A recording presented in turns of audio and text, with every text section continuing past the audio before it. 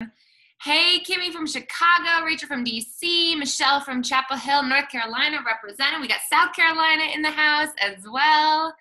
Kalamazoo is in. Hello, hello. I'm so excited to have you all here. And I'm super excited for y'all to meet and get to know Jessica Sharp. She is one of our certified Bossed Up trainers. She's been featured at Bossed Up Bootcamp in the past. If becoming a certified trainer is something you are interested in learning more about, you can go to bossedup.org/trainer team to find out all the details. That's bossedup.org/trainer team. We're accepting rolling applications from boss women like you, Jess, who want to join our squad to help lift as we climb and really to help women with all kinds of career services, questions and providing support to women navigating career transition.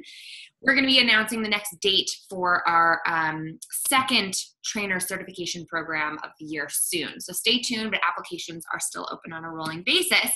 But why are we here today? We are here to talk about stress, baby. And I think this month here at Bossed Up, February, we've really focused on making this a self-care obsessed month. So we've been doing the self-care challenge. So many of you have been taking part in our Try It Tuesday series, which is awesome. And I know Jess is going to tell us a little bit more about the science behind and really the neurology behind stress so we can better combat it. So without further ado, we're going to hand it over to Jess. I'll be managing slides and the chat. So feel free to ask questions throughout. Just make sure you know if you're chatting to all panelists or all panelists and participants. You've got a little blue drop-down bar to set that setting as you chat away. And then we'll have more information and more time for Q&A at the very end of today's presentation as well. And I'm going to make sure that we're recording this. We are, okay. So we are all set and ready to go. Thanks, everybody, for tuning in. Jessica, thanks so much for being here. Yeah, awesome. Thanks so much, Emily. I'm really, really excited about this topic and about sharing this, y'all, with the Bossed Up community. So Jessica Sharp, as I've said, I'm from Greenville, South Carolina. I love it here. It's a wonderful place to be. And I am the chief educator with Sharp Brain Consulting, which is my baby and kind of fun project.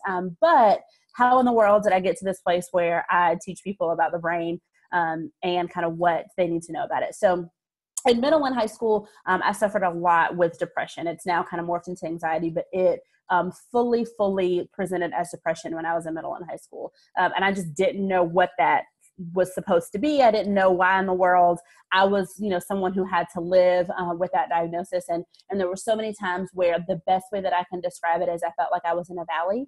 And it was very black and very dark. And I just could not figure out how in the world to climb out of that valley. And so that kind of started a journey of trying to figure a lot of stuff out, right? So dealt with that middle and high school, went to college, left college, joined Teach for America, which is a wonderful program. And then I was a teacher.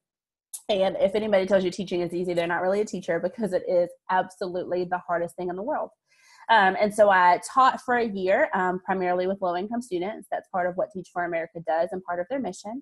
And it just got to a point where it was so hard that I one day, and it was more than one day, but there was one day I can kind of particularly remember where I was sitting under my desk where my classroom was. There were windows all across one wall, and then there was obviously a window in the door. So I would have to turn off all the lights and get underneath my desk. It was the only essentially privacy I had.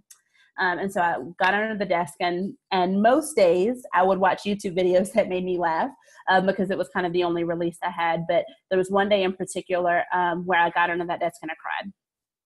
And that feeling of, this is the hardest thing I've ever done and I don't know what to do with it, it kind of took me back to the days of middle and high school where similarly I had all of these emotions and didn't know what to do about it. So at that point I was like, okay, so I can either continue to live as a person who is struggling with choices and struggling how to kind of wrap my hands around all of this, or I can make a choice to live differently and to be more aware of why my brain and body function the way that they do.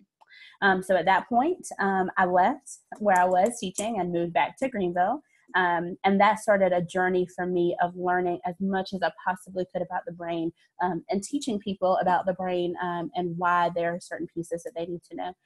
And it led to me launching Sharp Brain Consulting. So Um, Emily, if you want to go ahead and go to the next slide. So what are we going to be talking about today? Why do I think stress is important to talk about? So first, we're going to talk about what is stress, right? I think there are a lot of different definitions of stress, but we need to have a common definition in order for us to have a conversation about it. Then we're going to talk about stress and how it affects your brain and your body, right? The things that we are here to know. What does stress actually look and feel like on a day-to-day basis? And then last, I'm going to tell you what to do about it. And we're going to talk about how to mitigate the effects of stress on brain and your body. So what's stress, right? What is stress? Essentially, the definition is just stress is the brain's response to any demand, right? And when you say that definition, it takes kind of some of the negativity away, right? So when I talk about stress, people are always like, oh, stress is so bad. Stress is awful. We've got to decrease stress. But ultimately, stress is just how your brain is responding to a demand. So that may look like, you have to stop because you're almost about to get in a car wreck, and that can cause you some stress or anxiety, right? That can look like, oh, I'm stressed out because I'm in a relationship that's not healthy and I need to get out of that relationship. That can look like, oh, I've got a lot of different competing demands at work and I've got to figure out, how to mitigate some of those things and what to do. So stress is not a good or a bad thing all the time, kind of on its face. It just is. So stress is literally just the brain's response to any sort of demand. And I use this image because I think when we think about stress, we think about it like this, right? We're like, oh, it's so bad. It's so bad. But it's not always so bad. So Emily, the next slide. So there are two different types of stresses, right? And so this is the thing that I really, really want to talk about. There's acute stress and there's chronic stress. So acute stress, what is that? Acute stress honestly can be a good thing, right? The research that I do about the brain tells me that sometimes we need a little bit of some acute stress in our lives to kind of shake our brain a little bit, right? So I'm working with a dietitian right now to have better eating habits. And one of the things she told me is every so often it's not awful for you to have a cheeseburger, right? Because my brain needs to get out of its habit to kind of be surprised a little bit, right? So acute stress is not at all a bad thing. It's just those in the moment kind of stressors where our body gets stressed out and then calms back down and kind of knows how to manage it. It doesn't have enough time to kind of cause any long-term damage. It's quick and then we come back down, right? So acute stress is absolutely a good thing because it's kind of quick. Chronic stress, that's the bad thing, right? So what in the world is chronic stress? It's consistent, right? It's over and over again kind of stress. There are a few more bullets, Emily. I love animation of PowerPoints. It persists over an extended period of time, right?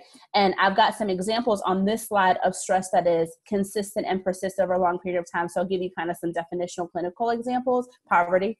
For folks who live in poverty, it is consistent all the time stress that feels like it's never going to end. Dysfunctional families, people that live kind of in a dysfunctional family, they are also dealing with that consistent all the time. Same with abusive relationships. When people are in relationships that are, abusive physically or mentally, that's another thing that's going to happen, right? It's this constant, persistent stress. And for me, 2 jobs ago, I had a job I loved. I really, really loved my job. I worked with teenagers at the YMCA. Loved it.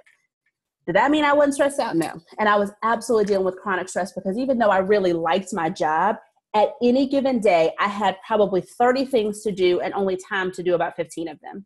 And so it was every single day, all of the time, I would go home and say, oh, there's all these things that I need to do. And I would come to work feeling like I have to get all of these things done. And so it was consistent. It was all the time. And it was essentially about a year period of time where I had that chronic stress. And I'm going to go through in just a few slides what that looks like and kind of what happens to your brain and your body. But I absolutely felt the effects of that chronic stress because it was every day, consistent, and it persisted over a long period of time. So where acute stress is quick, it's in the moment, we feel stressed, we come back down, and you can probably certainly think of some examples in your own life, but that chronic stress is going to be all the time, consistent, yes. Persisting.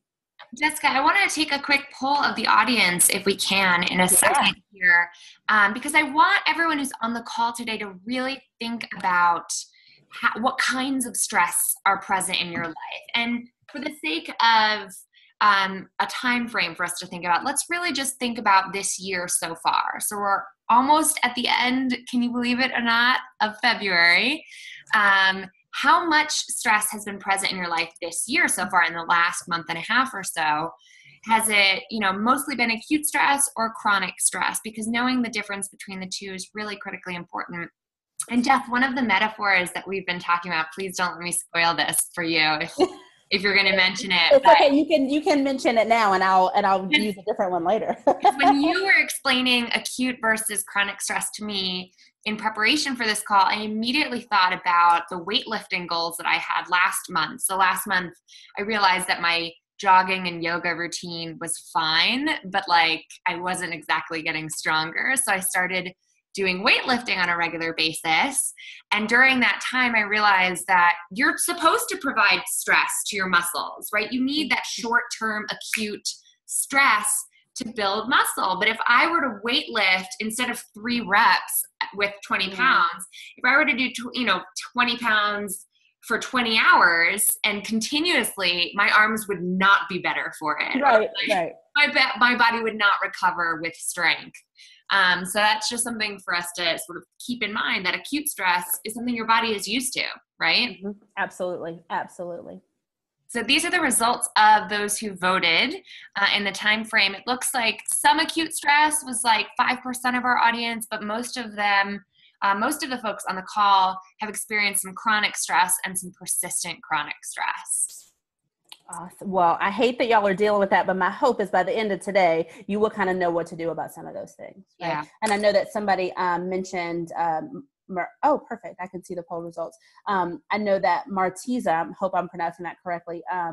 Being in Florida right now, you've been dealing with some stress, right? And so, and I will tell you, as someone who works with young people, things like what happened in Florida certainly, hit me too, Yeah.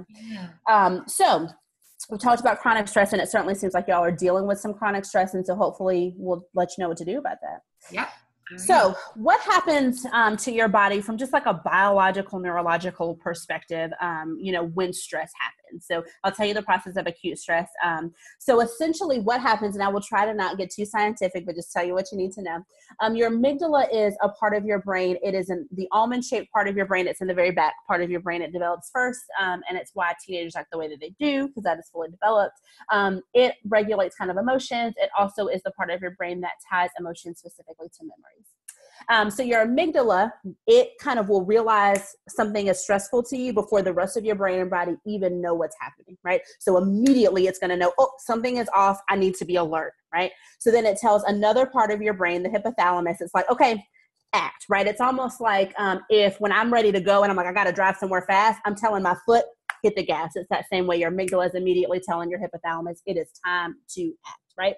So then next up, your adrenaline and cortisol are released, and they are released specifically to kind of different parts of your body. So we know what adrenaline is, right? When you are anxious, it goes up. It's the part that kind of makes you want to act, right? So we certainly know and can feel what adrenaline is. Cortisol is a little bit different. It is influential in a lot of different parts of our body, and it has a lot of different things that it kind of controls. And again, I won't get too scientific for you, but essentially those two things being released, they are released on a temporary basis. At their best, they're released with the intention that they won't have to be around for a long time, right? So they're released, and then next, your heart rate increases. And this you can certainly probably feel. I know for me, and I live with anxiety, but I can certainly feel when my heart rate increases, and for me, I get warm. Sometimes I kind of sweat, and I feel like, oh boy, I need to do something now, right? So your heart rate is going to increase, and blood is sent to different parts of your body where it feels like it needs. So let's say this probably wouldn't happen to you. I work with teenagers a lot, so I will kind of have these conversations with them. For them, let's say somebody punches them in the face, right? The part of their blood is going to go to maybe their arm because they want to act, right? So it's sent to different parts of your brain. And essentially all of this can be summed up in the fight, flight, or freeze part of our body, which Emily, if you hit, there's one more thing on this slide.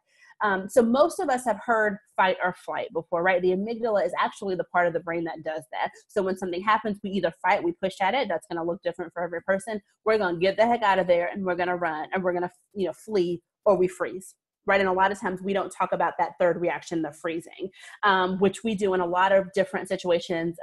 There's been a lot of talk kind of recently as we're talking about kind of equity, and certainly at Boss Up here, we care about that. But a lot of times we talk about when we see actions happen that hit on kind of some diversity and inclusion pieces and kind of hit on some things that are inequitable, a lot of times we freeze because we don't know what else to do. So essentially that acute stress on our body, our amygdala sends off a process that is essentially fight, flight, or freeze. So when acute stress happens, once all of this goes up, what happens next is everything goes back down. Our adrenaline kind of calms down, our cortisol slows down, everything in our brain, once we have kind of hit this acute stress, we've dealt with whatever the stressor is, in theory, everything is supposed to come back down to a level that is calmer. What happens when that doesn't happen? So you want to go to the next slide, Emily. So again, chronic stress. So that persistent all of the time stress. And I will tell you, that acute stress when it happens quickly and then we kind of come back down, that doesn't happen with chronic stress. With chronic stress, all of those things that I just mentioned, the amygdala kind of going crazy, our cortisol, our adrenaline's released, all of those things, they never come back down. Right. So, we're always kind of on alert and our amygdala is kind of always on, right? Which it was not intended to always be on. So chronic stress, what happens? We have increased levels of cortisol, which kind of have a few negative effects because again, it has to do with a lot of different pieces in our body, but I'll tell you how it showed up for me. So remember I told you 2 jobs ago when I was at the YMCA, loved my job, was just dealing with some chronic stress, right? It didn't matter that I liked it. I had just too much going on. And how that kind of presented for me is that cortisol essentially just never went away. And for the first time really in a long time, I gained some weight, but specifically kind of in that lower stomach region. I mean, the cortisol it stayed. It didn't have anywhere to go. And so that's one of the things that will happen is the cortisol just stays. And so unfortunately, it does kind of potentially look like some weight gain. Memory loss is huge, right? Memory loss is huge because that hypothalamus that I talked about in the part of our brain, that has a lot to do with memory. And so when that has kind of been on overdrive, it's sometimes going to neglect some of the other responsibilities it has. And so one of the responsibilities that it has is to help with memory. And so when it is kind of on overdrive, it's going to kind of decrease your ability to remember stuff. And we all know that kind of foggy feeling of you're like, gosh, I just can't remember, or, I don't know where my keys are for the 10th time this week. That just feeling like we're in a fog, that absolutely happens with chronic stress. Decreased level of serotonin and dopamine. So what are these two things? So if you live with anxiety or depression, you've probably heard the word serotonin, but serotonin essentially is that helps with mood, happiness, and anxiety, right? So people that live with depression and anxiety frequently have a decreased level of serotonin because that helps with those things. It helps with kind of stabilize your mood. It's the happy feeling, right? And so dopamine is a little bit different in the sense that with dopamine, it is something that helps with your reward. So it helps your brain kind of identify what a reward is and then helps it kind of get to that reward. So rewards are going to look different for every person. For me, sometimes I'm going to have, a cheeseburger. That just tends to be my food of choice if I've done something really great. And so those two emotions and those two kind of chemicals, they're really good, right? It matters that we have serotonin because it's going to help with our mood. It's going to, with dopamine, it's going to help us know what is a reward? How do I get that reward? And with chronic stress, our serotonin and dopamine are just down, right? They're just completely down. And that's why a lot of antidepressants are SSRIs, which essentially are completely targeted at that serotonin. The last thing, go ahead, Emily. We've got a really interesting comment from Cheyenne. Yeah. Who's saying, I've been struggling with my memory loss due to chronic stress really dramatically in the past few months. And I wonder if you can speak to that at all, because it seems like one of those challenging conundrums in that chronic stress can exhibit these side effects like memory loss that can stress you out more. And right. Solutions in a minute, but have you ever seen that come up for folks that you've worked with?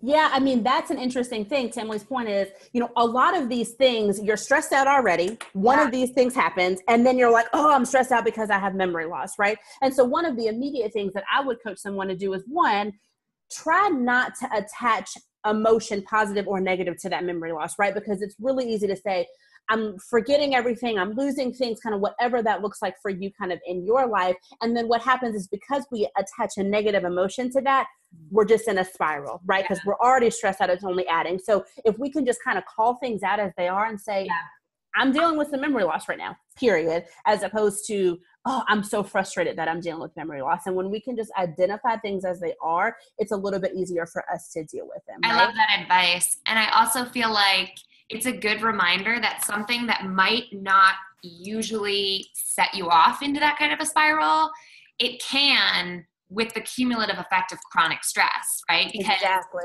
forgetting my keys and locking myself out of my car might not usually make me cry hysterically and have a total mental breakdown on the side of the road. But if I'm dealing with a ton of other stressors and this is just the straw that broke the camel's back, having compassion with yourself, if you do have a big emotional response to something that seems kind of like an acute stressor, Exactly. Exactly. stress is so important. I have a lot of conversations about the implications of self-talk, right? And the things that we say to ourselves are so, so important. And in my experience, a lot of folks, not just women, but certainly a lot of women, we talk to ourselves in ways we would never talk to other people, right? And if you had a friend who was like, gosh, I'm dealing with this memory loss and this one other thing happened and I'm just really struggling, you would be really compassionate to that friend, right? So think about whatever you would say to that friend, say it back to yourself, which is not our normal inclination. Right. Totally. We'll get to more comments coming in a moment. Yeah. Let me let you get back at it. Yeah. Awesome. So chronic stress, this is kind of what it looks like. And so Emily, you can go ahead and go to the next slide. So what are we going to do about it, right? I don't need to necessarily spend, the next 20 minutes telling you that chronic stress is not good for us, right? You all are living this stuff out day to day, and you know how chronic stress feels for you individually, because it's going to show up just slightly different in all of us. For me, it's going to come with me being essentially kind of cranky, right? And so Jade, who knows me well, if you feel me being cranky, ask me if I'm chronically stressed. But for me, it's going to show up in different ways than potentially different people. So what you all really want to know, and I think probably what you come here to figure out, is what in the world do we do about it, right? So you're dealing with chronic stress. What do we need to do about it, right? So if Emily, you want to hit the next slide. So I basically just got a bunch of different things. And so Emily's just going to kind of go one by one. And I'm going to just give you a bunch of tools. What I have learned through, work with both a life coach I use, I refer back to Brene Brown's work a lot. I have a therapist who's amazing, is I want to have as many tools in my toolkit as humanly possible to kind of deal with some of this stuff, right? Because we're going to be stressed out to the end of time, right? That's not ever going to change. And different things are going to, trigger us at different points, right? We're all going to be dealing with negative self-talk, right? These are just normal things.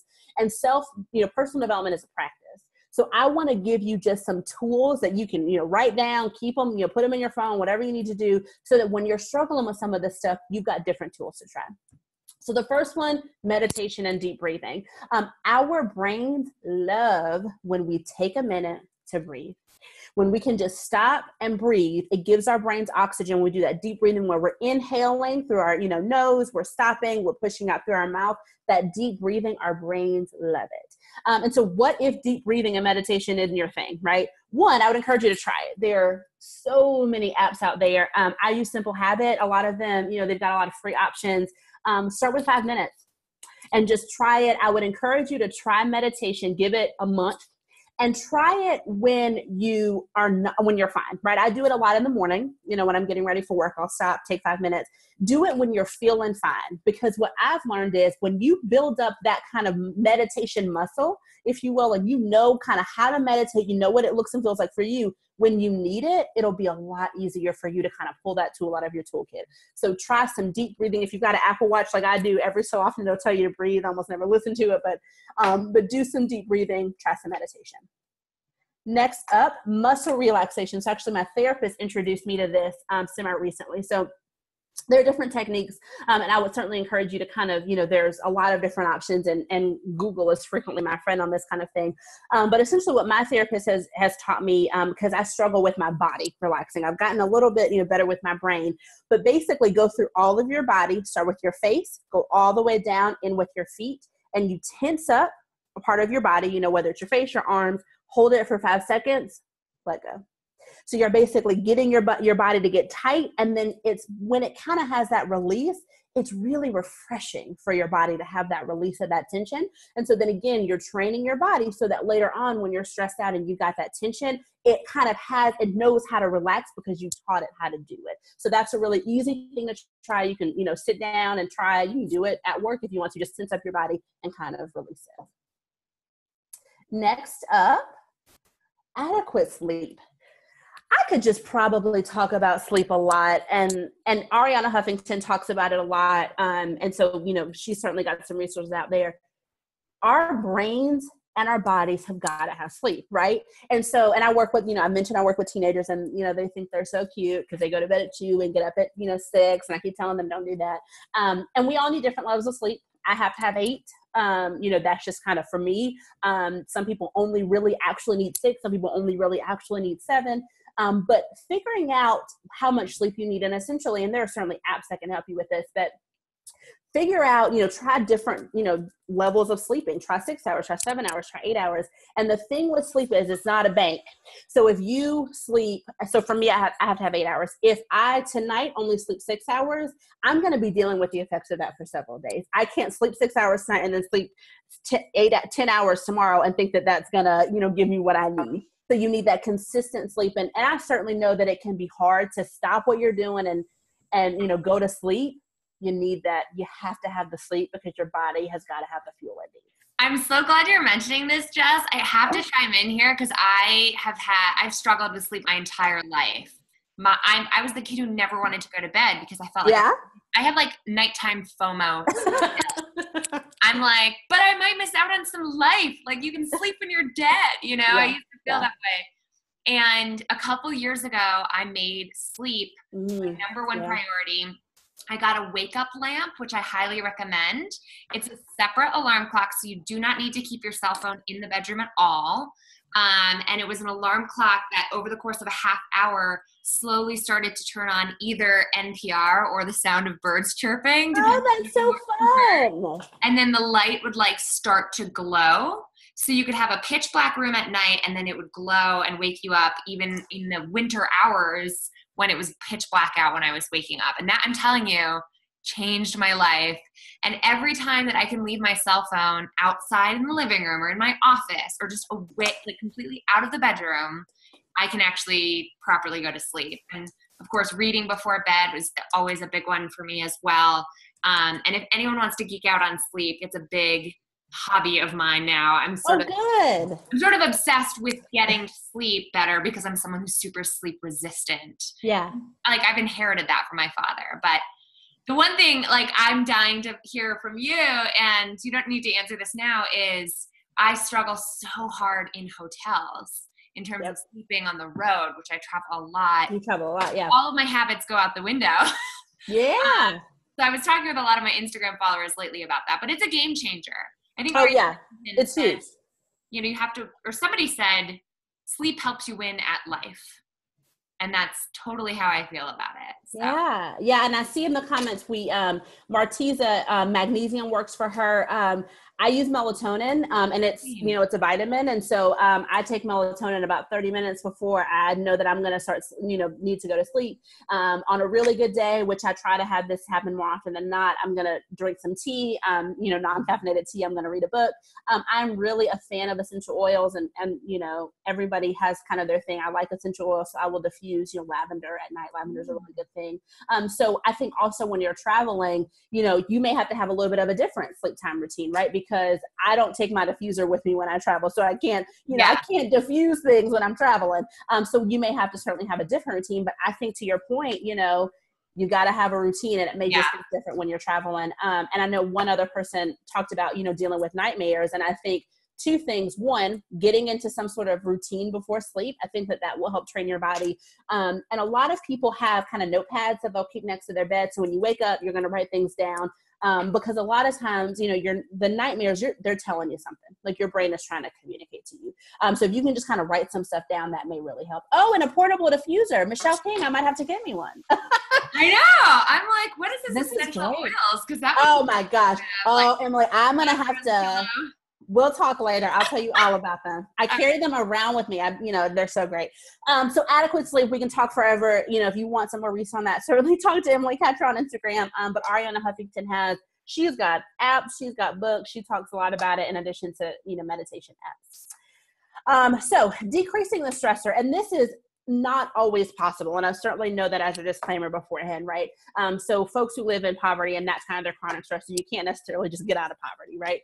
But sometimes you can decrease the stressor. So I was in, a pretty toxic relationship over the past probably 2 years, and certainly feels like it's never ending, although it actually has ended now. And I recognized that was this thing that was causing me stress all the time, right? And so I ended it, although he kind of kept staying around for a little bit, but trying, if you can, if you've identified what that stressor is, again, you can't always, but when you can, decrease that stressor.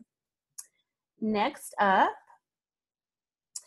So there are these last two I'm going to talk a little bit about, then spend some more time on. So a self-care routine, I'm going to spend a little bit more time on that. And then the last one, Emily, is living a wholehearted life. So those two things, put a pin in them because I'm going to talk a little bit more about self-care and live a wholehearted life. So if you want to go to the next one, self-care, right? So I don't want to make assumptions about folks' age here on the call, but I do know that millennials tend to just be obsessed with self-care. We talk about it, we tweet about it, we Instagram about it, self-care, self-care, self-care. But even still, I don't know that we're necessarily doing it enough all the time, right? So self-care is a way of staying sane, right? Period. That's all it is. And I want to kind of say at the start of this, self-care is so, so unique. And it's going to look different for every person. So for me, one of my kind of like favorite self-care routines, because I have a lot going on, a lot of things that I'm a part of. On Saturdays, I will, take some time to just watch some TV. I will let myself take a nap. Because I really enjoy naps. I'm the opposite of Emily. I love sleeping. It's my thing. And so for me, my self-care routine looks like I'm going to take a day. I'm going to take a few hours and just do nothing. And there's so many different ways. You can go ahead and go to that next slide. Well, we've got a poll here in a second, but there are a lot of different ways to do self-care. And so I know we've got a poll, Emily. So if you want to jump on that before I head to the next slide, that'd be great. Yes. So our second poll here is asking you to really think about your own version of self-care. Do you make self-care a routine? Do you make this a regular part of your planning process, of your life, of your things you're thinking about on a regular basis? I remember a time when I didn't. I remember a distinct time when I thought, self-care are for Instagram influencers and yogis and not for boss bitches with shit to do. And I have to say, that thinking really got in the way for me a long time ago. I used to think that if you're a serious professional who takes their job, seriously, you have to make that a priority, and self-care is selfish or fluffy or whatever. So I'm curious to see where you lay. Is this something you do never, rarely, sometimes, often, or always? And, how can we reconcile that as ambitious women who care a lot about sustainability? So I'm going to end the poll in 5 more seconds. We got 5, 4, 3, 2, 1. We have an interesting distribution. It's a bell curve, pretty almost. Oh, good. Okay, this is a lot better than I thought. Okay, awesome. Because one of the things someone said on the chat is that we see self-care as an indulgence, not a necessity, and so it's really encouraging to see that at least most of you are doing something sometimes, often, or always, and so we can certainly increase the sometimes, often, and we're going to work on the never and rarely's. We're going to work on those 4 of you. I would really encourage you to shift your perspective. I know one of the things that I think about, when I think about self-care is I am not good for anybody, whether that's my friendships, my work, the organizations I'm a part of. I am not good for them if I don't do what I need from me, right? And so, it's easier for some people, it's easier for them to think about it as a benefit to other people. And then some people are like, I'm just going to do this thing for me, right? It doesn't really matter to me what your motivation is when you start. I just want you to do it. And so right here, we, and some of y'all may already know this, but here at Boss Up, we send out a calendar monthly of just some awesome things to do. And as Emily mentioned at the top here, we've been doing a Try It Tuesday challenge, and they've been really fun. I almost put a picture of Emily's face up here because a few days ago she had this really kind of fun, bye Martiza, she had this really fun mask on and was drinking something awesome. almost put that up there, but check her out on Instagram. But, there are so many resources in terms of self-care. And so what I would encourage you to do is, one, try different things to figure out what kind of your self-care thing is, because again, it's incredibly unique. And then also make it a regular part of your life, whether you do something weekly, whether you do it, every day. For sure, make it a regular part of what you do. And you can find the Boss Up Calendar on our website. Emilie, is there an easy way to get to that Boss Up Calendar on the website? It launches on the first of every month at the bossedup.org/blog section. Perfect. So if you go to our blog and you search challenge calendar, you'll find every challenge calendar for the year. So you'll see them. And they're awesome. I mean, you can certainly, even though it's, already the 21st day of this month, you can certainly go back, there's no rules here, and do, on February 6th, right? 3 things you love about yourself each day this week. You can do that every day. You Right. don't only have to do that on the 6th. And so there are a lot of resources on Boss Up, both in the calendar and then the Try It Tuesdays. Try different things, because there are going to be some things you love in terms of self-care and some things you don't love. I don't care what you do. I just want you to do it. You have to be fully giving yourself what you need in order to be able to be present for other people. And it's going to help you with that chronic stress. Yeah, I feel like our goal with this month's self-care challenge was to make these things easy to do and high bang for your buck ratio. So we really looked at the research and said, what are research proven self-care practices that don't take a lot of time, that are easy to report in on in the Courage community on Facebook or on Instagram? People are tagging us and checking in, and we're cheering each other on in our stories and on our Instagram feeds and on Twitter, saying like, here's my daily act of self-care, or here's my daily mantra for the week. And so each week we chose a little something to help you stay mindful and stay aware of how self-care plays a role in your life. This week's challenge, I just put them in the mailbox actually, was to write a letter of gratitude. Oh, how fun. Yeah. Paper to somebody who you haven't maybe thanked enough for their friendship, their love, their support, their whatever. And it's day 2 since we start these every Tuesday. And the idea is every morning or every day this week, write a little note. Maybe it's just a sticky note you put on your coworker's desk or something. And I have to tell you, like, it boosts your mood instantaneously when you write a letter of gratitude to somebody. So these are the kinds of little things we encourage you to do. And if it's easier for you, you can print this sucker out from our blog. Just search challenge calendar in our blog, search toolbar in the top right corner. And sometimes printing them out and having them there to tick off once a day can help as well.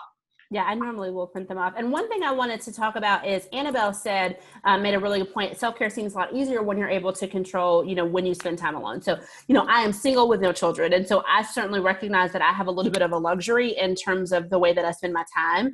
The joke that I always tell people, and it's not really a joke, but it's just sometimes kind of funny, is that we all have 24 hours in a day. And until you have children, game changes when you have kids, but until you have kids, you get to fully control that. And we have the same 24 hours in a day as Beyonce, right? It's my little joke. But I would encourage those of you that are on this webinar or that are watching it later, if you are married, if you do have kids, if you do have some of those kind of, familiar responsibilities, still take time for self-care. Even if that means you just need 10 minutes after your kids go to bed to say, hey, husband or wife, I need you to sit over here for a minute. I'm going to just sit here and read, or I'm going to just sit here in silence, whatever you need. So try to figure out how to incorporate it into your life, even if you do have a spouse or you have children. So I just wanted to circle that point too. I'm glad you mentioned that. And it's so hard. I just finished reading Sheryl Sandberg's Option B at the end of the week. Yeah, that's on my list. It's such a great book in sort of unpacking the hidden privileges of parenting with a spouse. So there are lots of unmarried people who are raising children, or folks who, for whatever reason, don't have a partner too. And honestly, we have to ask for the help we need from whoever we got around. So sometimes it means, if your child was having a really bad day and they're really burnt out, you would ask for what they need to be sustainable. We have to treat ourselves with the same respect. Like sometimes that means asking a neighbor, a friend, a loved one, a bossed up community member for help to build in that time for alone time. Because I think Annabelle's so right. There's a lot of hidden privileges in owning your time in whatever capacity that looks like. But sometimes that means advocating for the time that you need to be sustainable. Yes. And to Jade's point, and I can see this about you, Jade, but learning to ask for help, that's kind of a challenge within itself. And that can be your thing, right? That can be your way of practicing self-care. It's just asking for help and raising your hand and saying, hey, I need my village to come help me with whatever this is. So the next thing that I want to touch base about is wholehearted living. Y'all, I could talk about Brene Brown forever, and she's my pretend fairy godmother. So kind of in a nutshell, who Brene Brown is, why I'm obsessed with her. Oh, good. Awesome. I'm glad you're reading this book, Jade. So she is a social worker. She is a professor. She is a storyteller. It's one of the ways that she kind of calls herself. But she has done research for almost 20 years about shame and vulnerability. She's got 2 really great TED Talks, a variety of books. If you're interested in one of her books, this is a good one. But Daring Greatly is also a great one to start with. But when I had about 5 months of an experience with a life coach, and she used Brene Brown's program, and y'all, it changed the game for me. I have talked about, my experience in Brene Brown a lot here recently. And Braving the Wilderness is a great one as well, Michelle, a lot about diversity and inclusion. But I just think Brene's work is important for everybody. I don't care who you are. You need to figure out how to practice things like vulnerability and wholehearted living. And so, again, one of the tools that I have in my toolkit to deal with chronic stress is, the tools of Brene Brown. And so Gifts of Imperfection, it's a real kind of small book. I should have brought it so I can show it to you all, but it's a thin book. And she's got these kind of 10 guideposts. So if Emily, you want to go to the next slide. And I would recommend that you certainly get her book, but these are 10 kind of ways of living. Because one of the things that I talked about with Emily, about kind of one of the things I wanted to give you all as tools is not just in the moment tools, right? Like meditation, those are wonderful.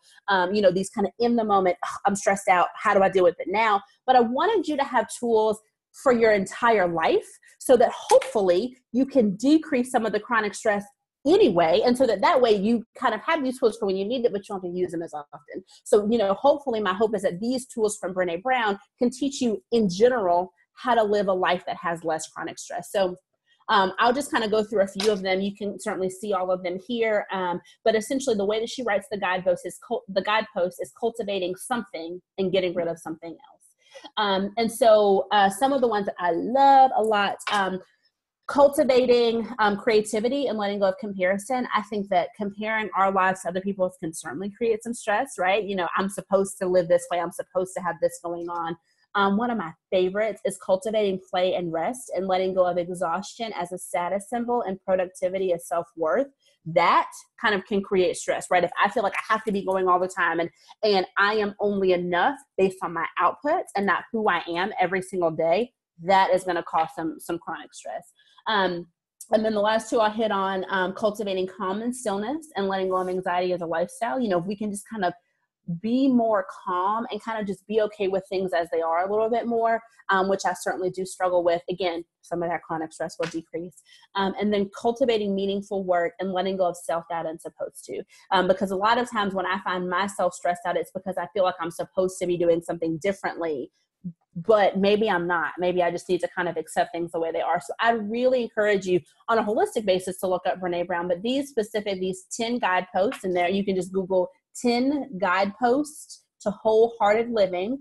And I'm hoping that if you kind of read this book and cultivate some of these things, my hope is that it can decrease some of the chronic stress you're dealing with all the time, and so that you don't have to use those tools as often to decrease your stress, right?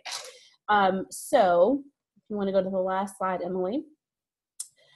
So the last thing that we'll talk about before we do some time for Q&A, that Emily and I felt like was really, really important to hit on, is that you are absolutely the designer of your life, right? And I certainly recognize that there's some privilege when we say that statement, right? That, there are some people in this world who have, less kind of off the top, right? So I work with a lot of folks who live in poverty. And so if you live with one of those kind of big chronic stressors, right, it can feel like, well, wait a minute, I don't get to design my life. I don't, I'm in this situation and life is happening to me. But even still, even if you are 16 and live in a dysfunctional family or have lived in generational poverty, there is still some agency about your life, about how you show up, about how you, the words you say to yourself. I don't care if you live, in a one-room shack or in a mansion, the things that you say to yourself are critical and they will shape how you show up, the stories you make up. So I just really, Emily and I want to encourage you all to take some agency and to take some control of your life, and design a life that you love, whatever that looks like, right? Like I, do a lot of things, kind of from a community standpoint, and people will say, gosh, you're doing so many things. How do you have time? Because I love it. And because it gives me energy. So I've designed this life that I love. And so we just want to kind of empower you to design this life that you love, take some kind of control and agency. And if there are things in your life that you feel like are not serving you, try your best to let go of them. And again, I recognize there's some privilege in that, but we really want to encourage you with that statement. Yeah, I couldn't agree more. And I also want to underscore that acknowledging that we all have choice in our lives doesn't mean that there aren't trade-offs. Doesn't mean that there aren't risks. It's funny, I just ran to get the book that I'm currently reading on my bedside table, which is called This, Essentialism. It's all about doing less but better, which is kind of my for this year.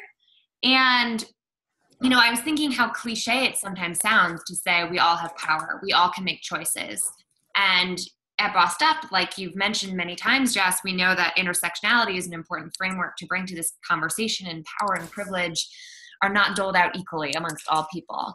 But sort of resigning yourself to choicelessness is shirking whatever power, whatever authority you have over your own life, even though everyone has different amounts of authority and power and choice in our lives. This piece, I'm trying to find a good paragraph to pull from, but basically what he was saying in this chapter I was reading last night is that every single choice we make has a trade-off, and only we can decide what we want those trade-offs to be. But we can also live our entire lives choosing not to choose. And that is a way of giving up our power, of sacrificing our power over our own lives. And so, really owning that we can't do it all, but that we can decide what we want to do. And if we need to do more self-care, if we need to make wholehearted living a priority, if we need to make sleep a priority, that will come with trade-offs. Which trade-offs do we want to design for? Absolutely. By default. Absolutely. I wake up at 5 o'clock to go to the gym, and what that means is that I have to go to bed at 9 o'clock, and there are some things I can't do, right? Absolutely. So as we wrap up and leave time for questions, I just wanted you to know that I'm a resource to you all. So Sharp Brain Consulting, again, works with public service agencies and women, and we provide education about the brain and its effect on organizational outcomes, and certainly also on your personal outcomes. And so email me, go to my website, tweet me, Sharp Jess, JES is how you find me literally everywhere. And I would love to kind of continue this conversation, via email or social media, because I think this is really important stuff. And when I kind of learned to take a little bit more control of my life, of the stories I make up, of how I talk to myself, it was a game changer for me and kind of how I live my life. I love it.